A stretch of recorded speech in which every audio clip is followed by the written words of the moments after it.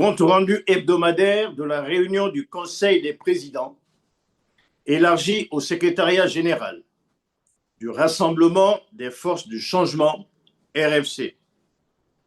Le Rassemblement des forces du changement, RFC, a tenu le dimanche 28 septembre 2025 une importante réunion en visioconférence placée sous l'égide de M. Clément Mirassa, président, M. Marcel Ngitokoulou, premier vice-président, M. Jean-Jacques Serge Yombi Opango, deuxième vice-président. Cette rencontre stratégique qui s'est déroulée entre Brazzaville et les diasporas a permis d'examiner les défis sécuritaires, politiques et organisationnels auxquels est confrontée la plateforme politique, ainsi que les priorités à court et moyen terme. 1. Sur le renforcement de la sécurité et la défense des droits fondamentaux. Les participants ont exprimé leur vive préoccupation face aux menaces visant certains dirigeants de l'opposition, dont le président Clément Mirassa et le président Jean-Jacques Yombi Opango, ainsi que d'autres membres du RFC. La réunion a décidé de mettre en place des mesures de protection spécifiques et d'intensifier la communication publique et internationale afin de dénoncer les atteintes aux droits et libertés constitutionnelles. Le Rassemblement des forces du changement a également exprimé son inquiétude concernant la stratégie sécuritaire nationale, estimant que le Congo-Brazzaville peut éradiquer durablement les phénomènes des Koulouna ou bébés noirs sans trahir l'esprit des articles 8, 9, 15 et 77 de la Constitution, qui garantissent la protection des droits fondamentaux et la dignité de tous les citoyens.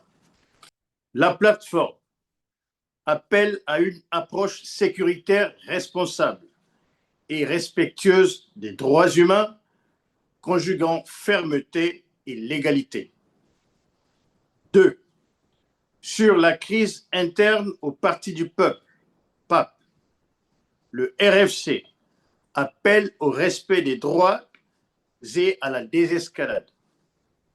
Le Conseil des présidents, élargi au secrétariat général, regrette les échauffourées du samedi 27 septembre 2025 devant le domicile du président Clément Mirassa, dans un climat d'affrontement préjudiciable à la démocratie. Le Rassemblement des forces du changement, préoccupé par les dissensions internes au parti PAP, appelle les différentes tendances à la résilience dans l'apaisement. Il assure le président Anyangoy et les militants du PAP de sa solidarité constante. 3. Gouvernance électorale et réforme institutionnelle. Le Rassemblement des forces du changement exprime sa préoccupation profonde face aux irrégularités persistantes dans le processus de révision des listes électorales. Aux yeux du RFC, les opérations en cours ne respectent ni les principes légaux, ni les normes démocratiques établies, ce qui compromet la transparence et l'équité des futures élections. Dans ce contexte, le RFC travaille actuellement à la finalisation d'un mémorandum sur la gouvernance électorale, qui sera très rapidement présenté aux instances nationales et à la communauté internationale. Ce document stratégique vise à identifier les dysfonctionnements et les irrégularités dans le processus électoral actuel, proposer des réformes concrètes pour garantir la transparence, l'impartialité et la légalité de la révision des listes électorales, définir des mécanismes de contrôle et de supervision permettant de prévenir toute manipulation ou fraude, renforcer la participation citoyenne et l'inclusivité en assurant que les électeurs éligibles soient correctement enregistrés et représentés. Le RFC souligne que ces mesures sont essentielles pour restaurer la confiance des citoyens dans le processus électoral, assurer le respect des droits politiques et promouvoir une alternative démocratique, pacifique et crédible au Congo. 4. Communication et proximité citoyenne. Le Rassemblement des forces de changement a adopté un plan de communication dynamique incluant des débats hebdomadaires médiatisés, des conférences de presse régulières et des rencontres citoyennes permanentes visant à renforcer le dialogue direct avec la base.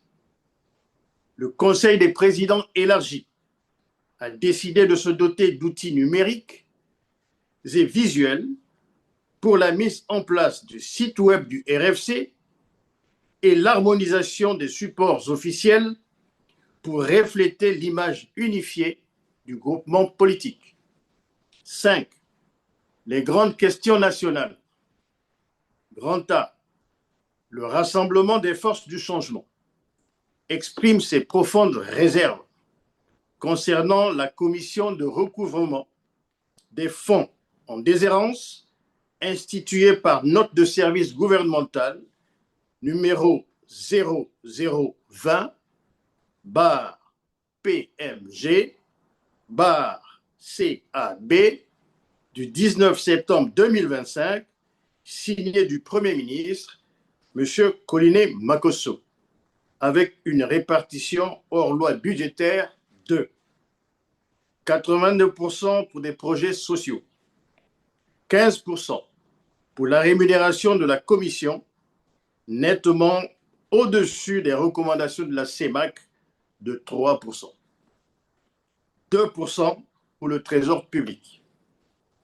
Il est avéré que la création de cette commission manque de fondement juridique et fragilise davantage les institutions existantes. Le RFC plaide plutôt pour le renforcement des institutions existantes comme le Trésor public, les impôts, la Cour des comptes et le contrôle d'État. Il est ainsi proposé de 1.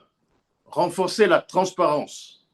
Le gouvernement devrait rendre les informations financières publiques plus accessibles et compréhensibles par les citoyens. 2. Améliorer la planification budgétaire. Le gouvernement doit élaborer des plans budgétaires à moyen terme pour mieux planifier les dépenses futures. 3. Renforcer le contrôle des finances publiques. Les inspections, les audits et les évaluations devraient être renforcés pour détecter et prévenir les fraudes et les malversations. 4. Renforcer la coordination entre les différentes instances. Les instances publiques doivent travailler en synergie, partager les informations et coopérer efficacement pour l'atteinte des objectifs communs. 5. Promouvoir les responsabilités financières. Les acteurs publics doivent être tenus responsables de l'utilisation de l'argent public. La responsabilisation financière peut être assurée par la mise en place d'une comptabilité publique transparente et les mécanismes de sanction en cas d'abus. 6. Favoriser la participation citoyenne. Les citoyens doivent être impliqués dans le processus de gouvernance des finances publiques. 7. Création d'une cour de comptes pour la gestion de ces fonds en déshérence, comme le recommande la CEMAC. Ces mesures favoriseraient une gestion plus transparente et efficace de l'argent public et renforceraient la confiance dans l'État et ses institutions. B.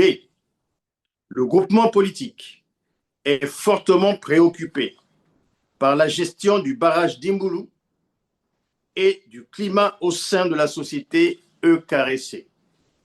Le Rassemblement des forces du changement apporte son soutien indéfectible aux syndicats et employés de cette structure qui dénoncent des pratiques de mauvaise gestion et de dilution du patrimoine national, mettant en péril les intérêts de la population.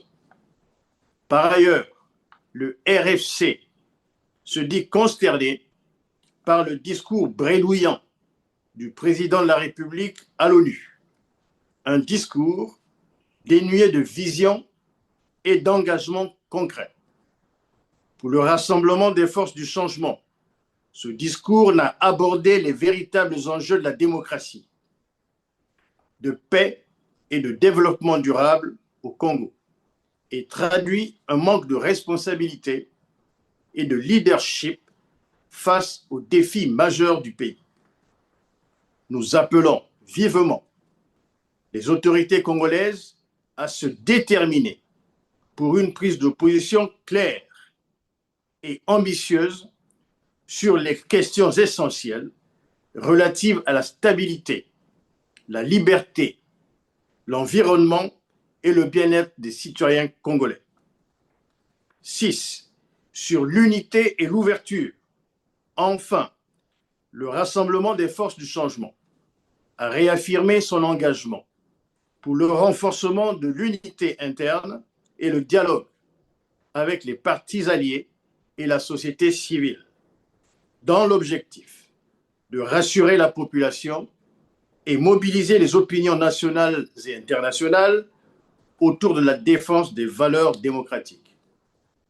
À la fin de cette réunion, le président Clément Mirassa a conclu sa prise de parole par un appel à la vigilance, à la solidarité et à l'action concertée, soulignant que le RFC demeure déterminé à défendre les droits fondamentaux des Congolais et à promouvoir une alternance démocratique apaisée. Brazzaville, le 28 septembre 2025, pour le Rassemblement des forces du changement, Dr Marcel Ngitokoulou, premier vice-président, en charge de la prospective, de la communication et porte-parole.